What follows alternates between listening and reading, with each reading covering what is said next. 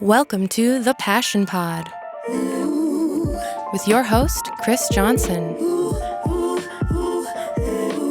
Thanks for joining us. Now sit back, relax, and enjoy the feature presentation. Season 1, Episode 7.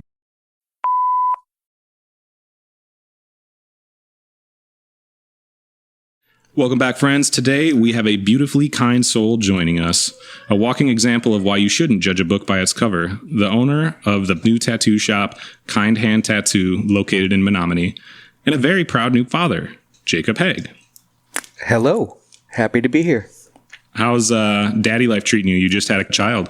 Yeah, 3 weeks ago, my little girl, Rizzy, she showed up, 8 pounds, 3 ounces, and a bundle of joy. Just looks like a little Buddha baby. So she makes me real happy. Yeah. Awesome. When are you going to give her her first fake tattoo? Probably 2 weeks from now, as soon as we can find a good one.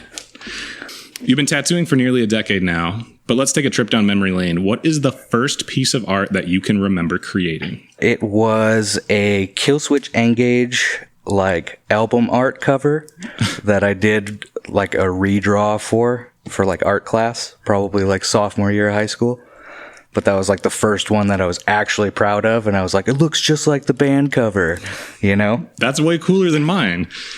Mine was Dragon Ball Z, dude. I was one of those kids that was like trying to get the Super Saiyan hair right. And I remember I did like one, which was from near the end of the show. Not that anyone gives a shit, but I thought I got the hair just right. And I remember it was like colored pencils and showed it to my mom, and I actually found it. So for all my friends that don't know, this house you're sitting in is the house I grew up in. Right on. I just bought it from my dad. And so, yeah, I'm back where I grew up. My parents bought this house in 1992. So lots of memories. But anyways, I just found that drawing the other day, and I was like, do I keep this pile of trash? I don't know. Yeah, to be honest, I wasn't like anything great when it came to art growing up in school, and I was just like mediocre at best.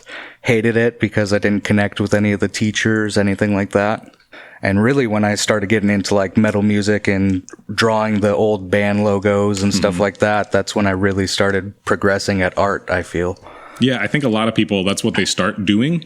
You know, I was doing like Dragon Ball Z, but like skateboarding logos and stuff. And I was like one of many kids that was trying to draw the little flame boy and make it right and whatever, like all that type of stuff. But I gave up on it until really recently when I painted that beautiful pot for you that is now going to be like something people seek after.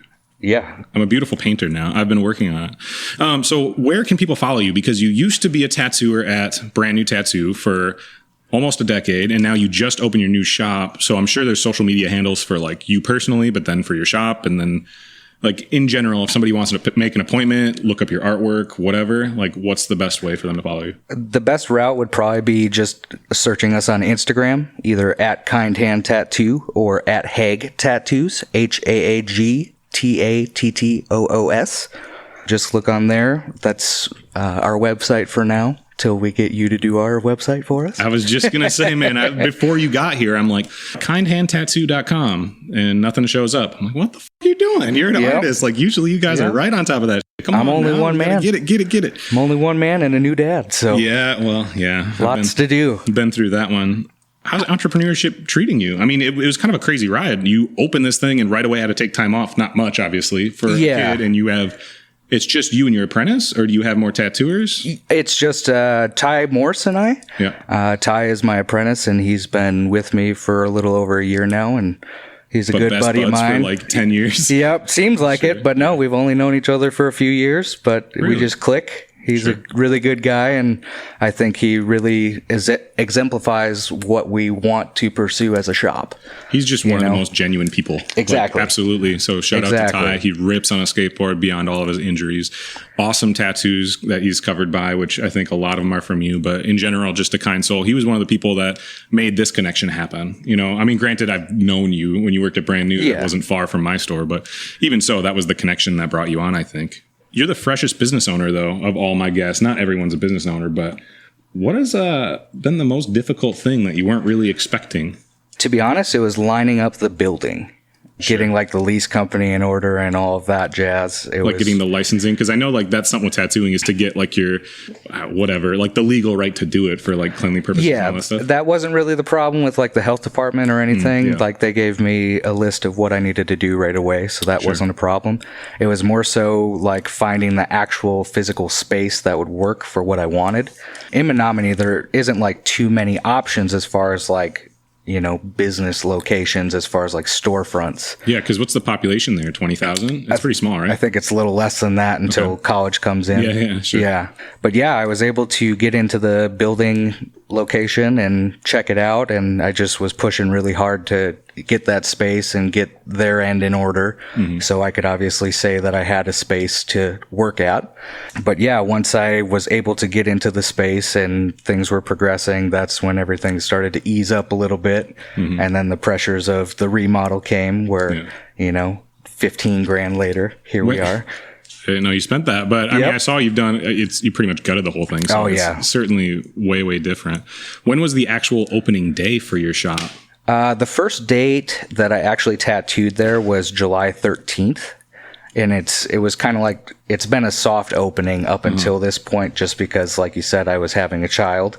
Yeah. Why didn't you just take time off like during that time frame? I needed to get back into the work routine and actually get some cash flow in. Yeah, sure. Because when I was leaving AB&T the last few months, because I've been booked up for so long in advance, I couldn't take appointments knowing that, you know, I didn't have a space and a date to offer those people. That makes sense. So I was telling people no, putting them on a wait list and saying, hey, I'll contact you when the time's right, basically. Right. But I'm sure you've had a bunch of people just reach out, right? Like, I know when you posted, like, it was all secretive for a while. You talked to me at a time. You're like, dude, keep your mouth shut. And then when you posted about it, was like so many followers from your other social media accounts just like hopped right over, and it seemed like things were popping right away. Yep.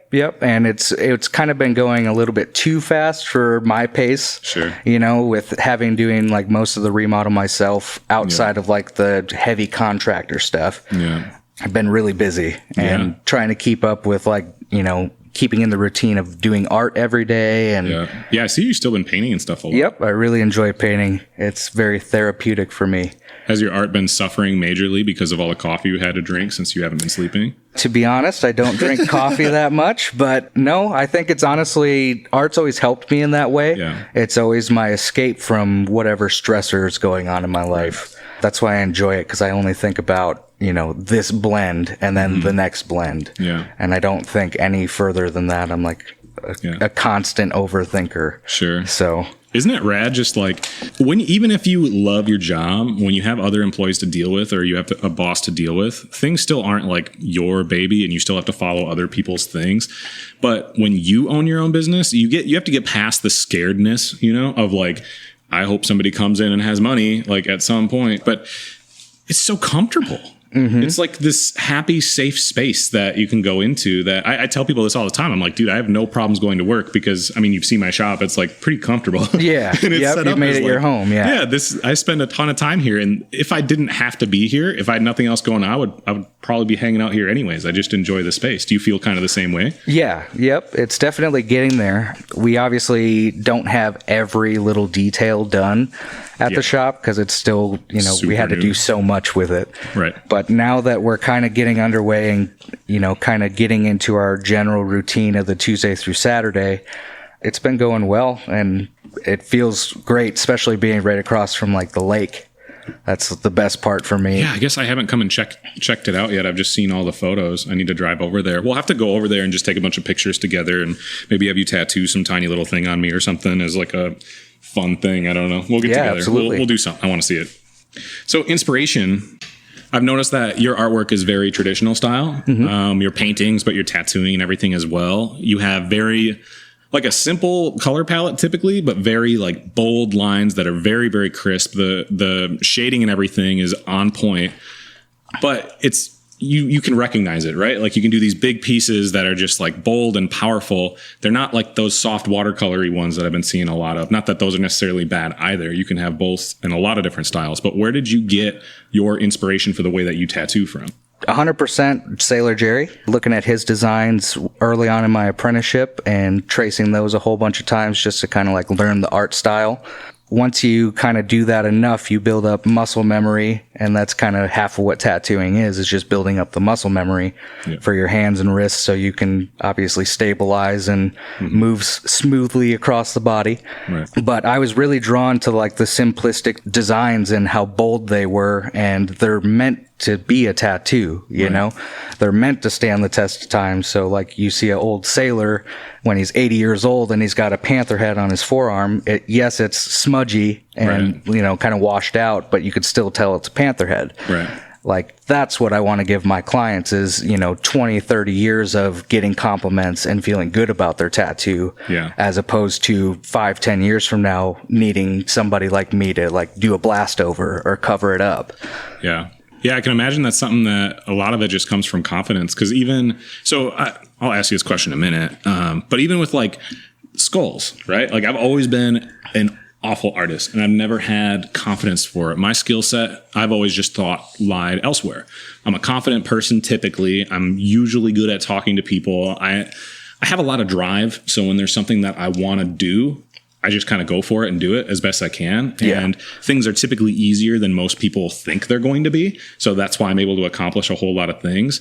But with like painting, I've been so inspired since having the interview with Gabriel Fisher, which is weird because it's not like he talked to me about doing painting, but I've just been wanting to do it since like talking with him.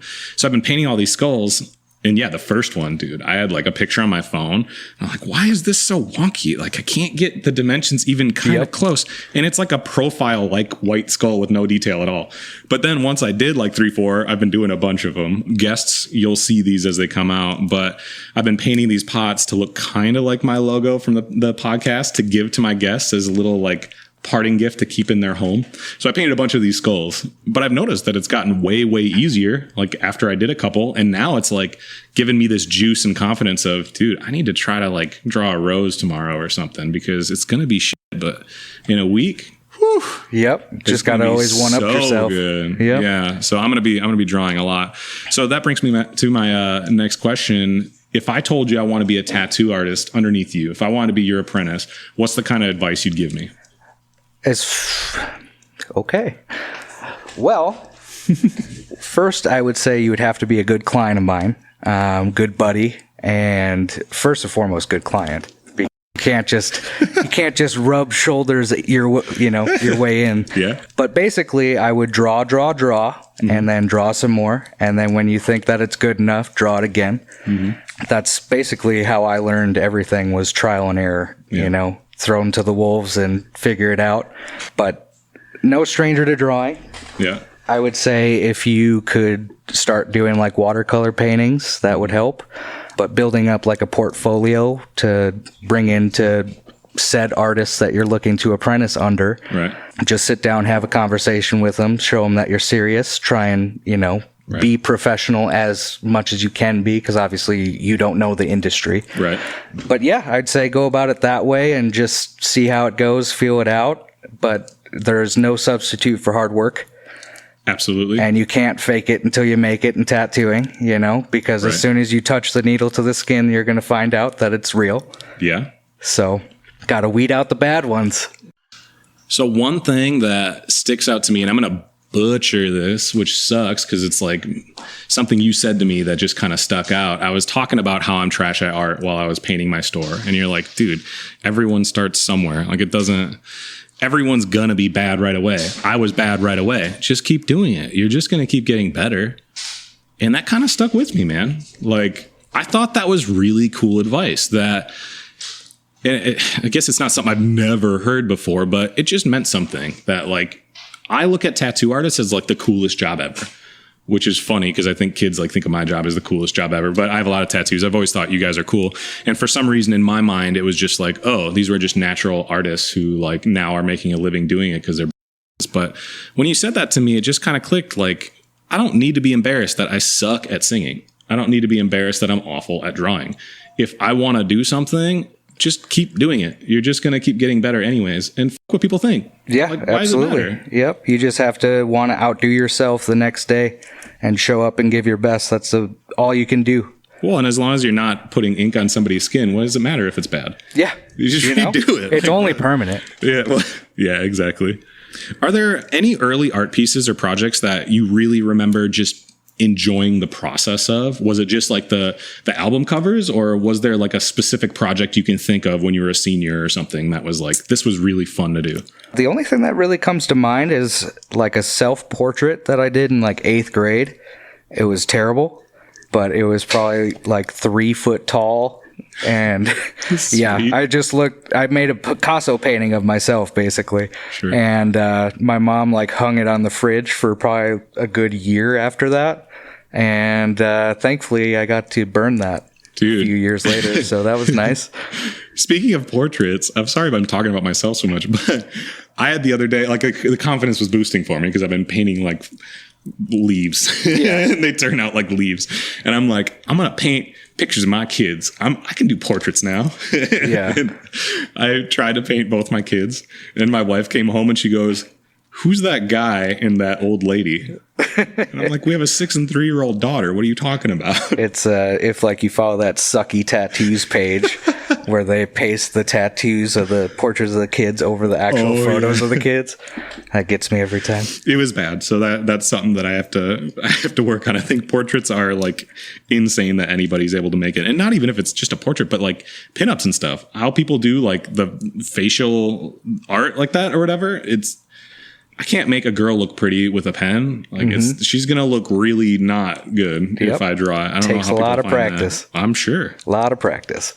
What was one of the biggest struggles when you were learning how to tattoo? For me, I would think it'd be the nerves of shaking. That honestly goes away with time. As soon as you get comfortable with having a machine in your hand and, having a client in your chair. Mm-hmm. But for me, it was the process of learning how to draw like a traditional tattoo or a tattoo that will look like something 10, 15 years from now. Right. Because it looks like it's a very simple design, but in reality, like pulling those clean, precise lines, that's like the hardest thing you can do. Well, yeah, because you don't have a flat surface either. Yep. And I've been painting like pots for plants, and like the dimensions look all wonky from one angle to the next. I can't imagine somebody's breathing or like crying like I do when I get tattooed, and you're trying to keep shit straight. Yeah, it's like trying to draw a pretty picture in an earthquake, basically, at that point. Can you tell me a bit about the inspiration behind the name of your new shop, besides like you're a nice dude? Like we all know that. Well, thanks for thinking I'm a nice guy. I would say for me personally, Kindhand represents me as a tattooer, just in the way that I approach tattooing and how I help my clients in a way. I like to think of tattooing kind of as like armor for people to go out in the world and deal with whatever shit they have to deal with. So I help deliver that armor to them, basically body armor. Sure. Eventually, I assume you're going to have more than just you there. I mean, obviously, Ty hopefully will be an artist at some point down the road. Are you looking to have other artists once you're more established and like not focused on all this other stuff? Yeah. I was waiting until we had like the proper signage and everything to post that we are open for business. And you haven't done that yet? No, we haven't done like the Instagram, hey, now we're open officially or anything like that. Like I said, we've been keeping it pretty low key, man. Sure. I didn't want to say that we're open and then 2 weeks later, like, oh, I have a baby now and I'm going to be gone for 2.5, 3 weeks. That's one solution for sure. Have a soft grand opening. So when is your grand opening? Do you have like something set or no? Don't have an official date, but sometime party or something. This year, I know you're sober, but maybe 2020. Sure. I mean, most of 2019 for me has been rather rough, so 2020 would be a better year. Well, things are getting good now. With the kid, right? Absolutely. Things are on the up and up. Yeah, as soon as I had my daughter and saw that little face, everything turned around for me, so I'm very thankful. It's been a blessing for sure. Okay, you've been wanting to tattoo me for a while. I know. You say it when you see me like, dude, what the fuck's up? You have a skateboard shop. I'm right over here. I know you like my art. We're cool fucking people. Why do you not have my art? So if I were to take off my shirt, you'd be disgusted. But if I took off my shirt and showed you my completely blank back, the biggest canvas that's available that I've just been saving, what would you want to do if I just said have fun with it? Well, knowing you, I'd probably say something traditional Japanese, but I would try and work with you to at least get some sort of direction. Sure. I don't like to just have free reign because then I draw up 100 different things that people don't like. So I usually like a vague description of I would like this maybe or wouldn't like this. I love foo dogs. I think that would be like the big thing to use as the focal point and then moving from there. So if you did foo dogs, what colors, what would you incorporate with it? I'm trying to paint this picture in my mind before I would ever let you do it. Yeah. Well, first and foremost, do you want color or black and gray? Color. Yeah. Yep. Well, that sounds great. Honestly, the way that I approach it, I like to sit down, have a consultation with the person and try and work together with their ideas to like gather something that we can both be happy with. As opposed to like, hey man, we're going to do a red foo dog with yellow spots and that's what it's going to be. And if you don't like it, too bad. Sure. You know, I'm not that type of guy. No, I think the best tattoo artists are like that. That's how my buddy Keith is for me. I tell him this is in general what I want. These are the things I don't want. You can just draw something that's along those lines and you can do whatever colors and stuff you want. And I'm always happy with how it turns out. And I think it's more fun for both people. There's a little bit of freedom of expression with the art, but it's still like contained. Like I know it's going to be what I want. Cause I told him like, and I've had times where he drew a design for me and I'm like, dude, I don't want an eye in the stomach. Like take that. I hate that. I know it's a common thing, but I don't want that, you know, and they just redraws it. Like no problem. But that's happened very few times. Yeah, you got to have quite a bit of finesse for this career. Yeah. Got to work around people sometimes. Dude, I cannot imagine. Can you tell me about, we'll keep it mostly positive, but what are some of the biggest struggles with being a tattoo artist? Because I'm sure there's a lot. Yeah, I would say, honestly, mental health is a big struggle for a lot of tattooers in the industry. Just because a lot of tattooers struggle with like drug and alcohol abuse. Okay. Not saying that's like a norm or anything like that, but a lot of people do. And I would say, the same way, though. Like the majority of artists struggle with like mental health issues day to day. So I would say that would be like the number one. That's a tough one because you're trying to help people, but I imagine it's like, you probably get over it eventually to a certain degree, but I imagine the stress is just like really difficult to deal with when you know this is something super important to them. It's not just a rocket ship. Like this is something to remember someone who passed or something like that. And you're like, that's a lot of pressure, I think, to handle. And then if they're not absolutely in love with it, I can only imagine how much that would like bother you. Yeah. You know what I mean? It would eat away at you forever, basically, as long as you can remember that tattoo. So for those out there that have no tattoos, which is not me, I got tattooed right away after I turned 18 and I've been going strong for a long time. What are a couple of pieces of advice you'd like to give them before they're like, I'm just going to put money down on a consultation for this tribal thing? Not that you can't get tribal things, but yeah. First and foremost, do your research, figure out an artist that works for your style, what you want. You know, if you can tell within the first 5 seconds of looking at somebody's art, whether you like it or you don't. So choose wisely. Don't put a square peg in a round hole, so to speak. Yep. After that, if you decide that you have an artist that you like, go check out the shop. Make sure you like the vibe of the shop. Make sure that you can sit there for multiple hours on end. You know, after that, maybe set up a consult with that artist. Talk with them, see if they're the right fit. After that, just make sure that the art is done at a certain size that it'll hold up and look good forever. A lot of artists in the industry, they just will slap it on you, take your money and not really care. Try to cram too much in an area. You just have to make sure that it's done a little bit larger normally than you would think, just because everything kind of expands and contracts in the skin and it will eventually like wear away. Right. So, or wear down, I should say. How do you feel about text tattoos? I'm one of those people that I have one. My first was a script tattoo, and I think it was done well, and it's fine, and I believe in it. It's whatever. But I've found for myself, I think a picture's worth 1,000 words, and any like text you want to get tattooed, you could probably get an image that I would personally like a whole lot more than getting the text. What's your I mean, anyone can do what they want. It's their skin, obviously. Yeah. How do you feel about that? Well, first and foremost, if they want it bad enough and they want me to be the guy to do it, I'll be the guy to do it. Yeah. If it's offensive or anything like that, obviously I can use my discretion to say no. Yeah. Well, especially now that you own your own shop, right? Like your reputation is on the line. You're gonna don't want to do anything like racist or offensive or anything like that. Sure. But I don't have a problem with script tattoos or anything like that. I just think a lot of people try and do it way too small just because they've seen it like online somewhere. Yep, the Pinterest thing. Yep, and then 2 years from now, it's going to eventually bleed together and you'll want to cover up, and then it's the next artist's problem, So that's kind of the issue with that. As far as like memorial tattoos or anything like that, I usually try and like recommend to leave out dates or information like that, just because you don't want to remember the person like how they passed or when they passed. You want to remember them how they lived. Right. So instead of, oh, Michael passed away this date at this time, how about Michael liked fishing, so I'd get a trout tattoo, or, insert here what you like. But I would say that's a more like personal route to go, as opposed to like I'm a billboard.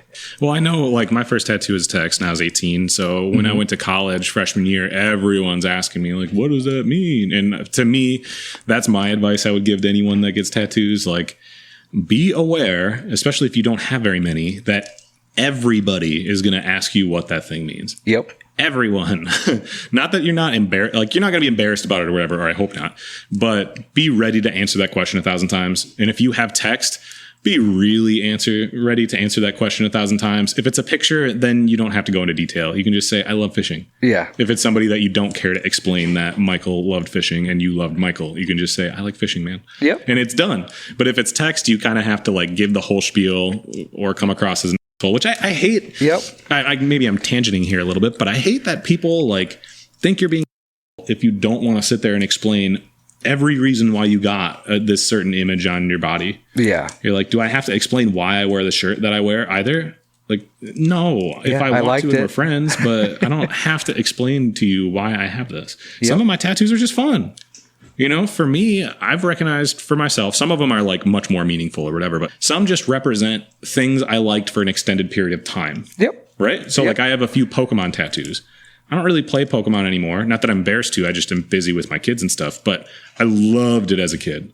So I'm never going to be bummed seeing that on my skin. And I don't have to prove to anybody that it has meaning. Like it was a part of my life that I enjoyed for a significant period of time. So I got it. People put a lot of like thought into their first tattoo, and a lot of times it's their first tattoo is their least favorite tattoo anyways afterwards. Yep, that's how I started. I got all my most meaningful tattoos first, and now they're all the ones that I hate and wish I didn't get. Yeah. Not necessarily because of like the meaning or anything. Just I got most of them before I was a tattooer, didn't know anything about the industry. Yeah. But got my foot in the door, so it kind of evens out a little bit, I guess. What's a tattoo that, and we're going to put a link to this in the description so people can see it, but what's a tattoo that you remember doing that still sticks out to you as one of your favorites? I would say, looking back right now, it would probably be tattooing my dad, either in my apprenticeship or shortly after my apprenticeship. I did 2 little traditional swallows underneath his collarbones, and he cried like a little baby the whole time. Dude, it hurts there. Yeah. I have my chest tattoo. It hurts. You feel it through the collarbone into your teeth. Yeah. Yep, but I saw that photo recently. My father passed away a few years ago, like 5 years ago.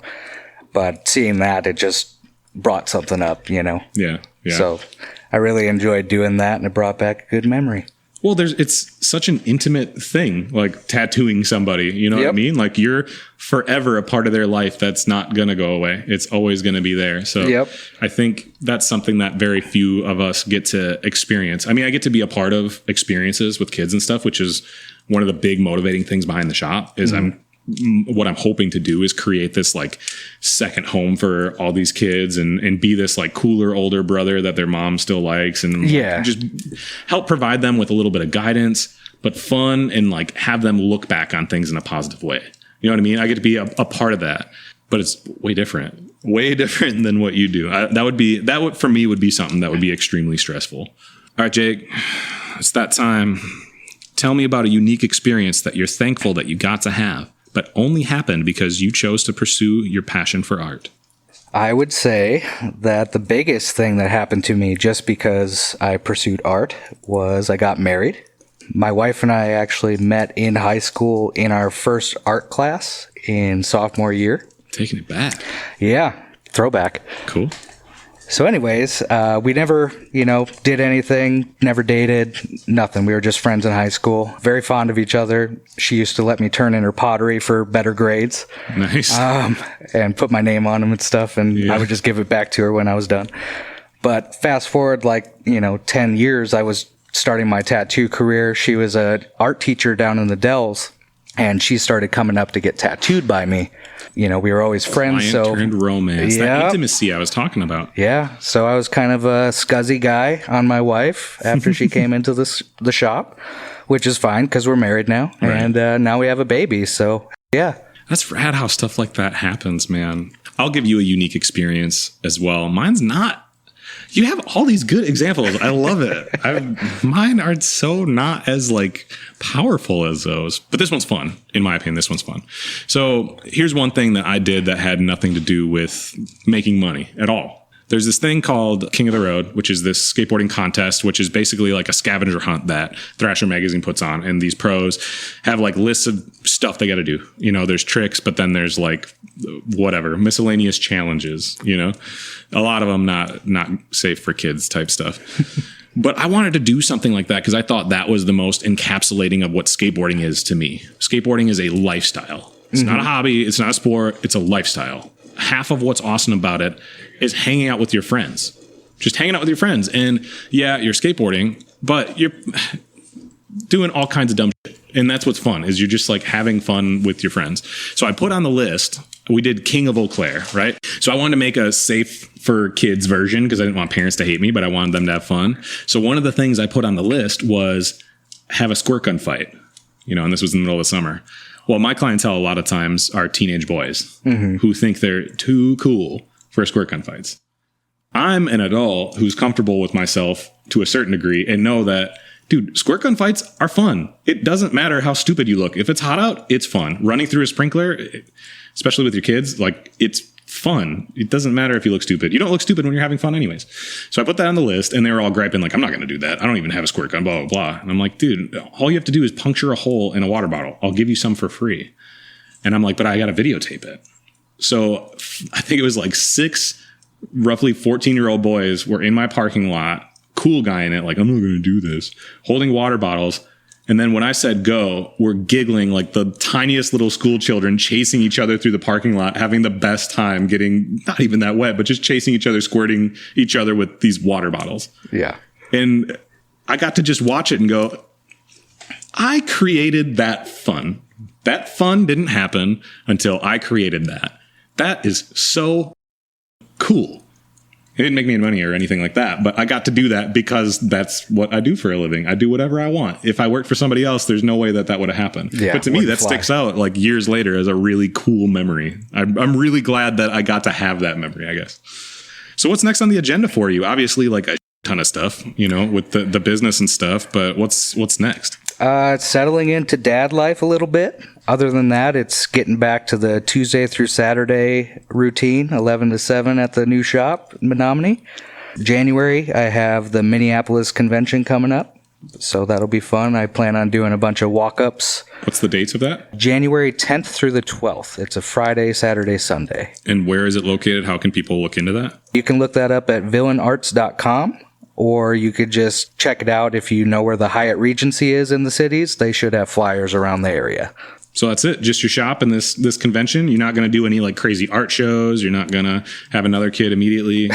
I think we're going to be one and done with in that realm. My wife was so sick for the first 7 months of the pregnancy that she's pretty over it. So she's happy to be out and not be nauseous. You won't have any craving for another kid, at least for a couple of years. I can tell you that from experience. It's going to be more than enough of a handful. All right. So I always like to end the episodes giving a little piece of advice for my friends. Not that you have to take it, not that it's going to be relevant to you, but I really want people to be able to pursue their passions. I want to inspire people. I want people to live a more fulfilled life. So I'll give you a piece of advice. You probably already know this because you work for yourself now. But then I'd like you to follow up and give something from your own experience. So here's mine. I created this podcast with a serious purpose.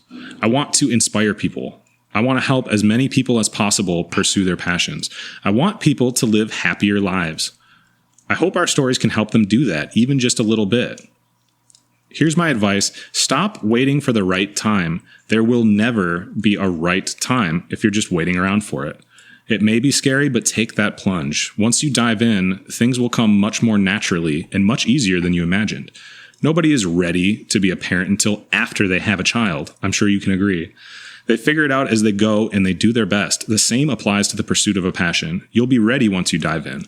You won't regret taking the new adventure you're starting once you begin. That was deep. That's what I do, man. How am I supposed to follow that? I don't know. I need to structure the podcast differently. I should have wrote this down. I would say, honestly, in my perspective and my life, I would say believing in myself was the number one biggest thing that I should have done more, could have done better, and I wish I would have done better. But now that I'm here and I'm starting to do things for myself and starting to try and enjoy life, or at least restructure life to the point where it's comfortable or more so comfortable, believing in myself is crucial because I don't have a big family. I don't have like a huge friend support system. So if you're going to go for it, you just got to dig deep and work hard because like I said before, there's no substitute for hard work.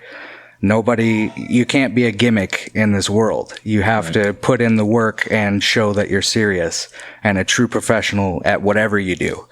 So if you bring that sort of passion into, skateboarding or tattooing or dog sitting, because I know Sarah, anything like that, you have to put your whole heart into it. Otherwise, people are just going to find out that you're a gimmick and they're going to fall off.